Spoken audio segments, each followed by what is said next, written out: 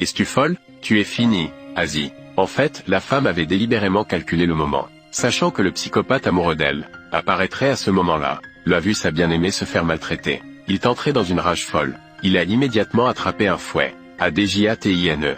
Il voulait qu'il paie le prix. En fait, la femme était une personne réincarnée. Dans sa vie antérieure, elle voulait toujours s'enfuir loin de l'homme. Mais il la rattrapait toujours et l'attachait. 3 mois plus tard, la fille est morte de manière mystérieuse. Et ceux qui l'ont tuée étaient sa famille et son fiancé. Parce que ce jour-là, après avoir éloigné l'homme, elle s'était faufilée dehors pour rencontrer sa famille. Soit pour obtenir point les parts laissées par sa défunte épouse à la fille. S'était allié avec sa femme actuelle. Ils avaient délibérément attiré la fille dans la montagne. Plusieurs personnes lui avaient violemment serré le cou. Sa demi-sœur avait pris une pierre. Ils l'ont impitoyablement tuée. Ensuite ils ont hypocritement fait semblant d'être affligés. Ils ont organisé des funérailles pour la jeune fille, faisant croire à tout le monde que la jeune fille était morte accidentellement. Ce n'est qu'après sa mort qu'elle a vu clairement la méchanceté de cette famille. Le fiancé bien-aimé était depuis longtemps avec sa demi-sœur. Ils avaient une liaison.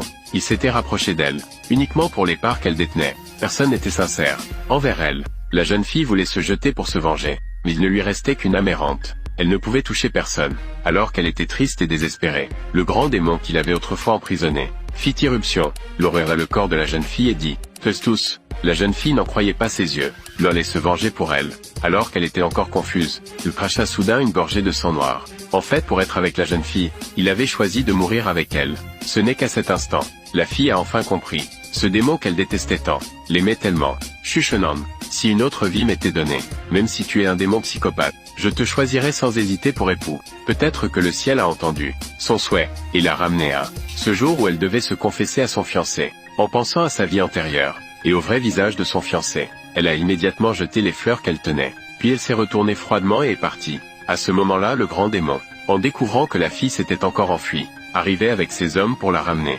Ma petite Asie est devenue audacieuse. Sans ma permission, je t'enfuir? Mais cette fois elle s'est précipitée vers lui, et a serré dans ses bras celui qu'il aimait le plus. Qui es-tu? Pourquoi embêtais-tu ma petite amie? Petite amie? Oui. Si tu ne me crois pas, demande-lui. Chuchonande, je ne suis pas sa petite amie. Je veux bien rentrer avec toi. Mais avant que la fille ne puisse finir de parler, il l'a assommée, et l'a emmenée de force comme avant. Quand la fille s'est réveillée, elle a découvert qu'elle était à nouveau attachée. Le veut approcher d'elle. Elle a pris l'initiative et l'a embrassée. Tu essaies de faire comme manigance. Aujourd'hui je dois absolument t'avoir. Je sais.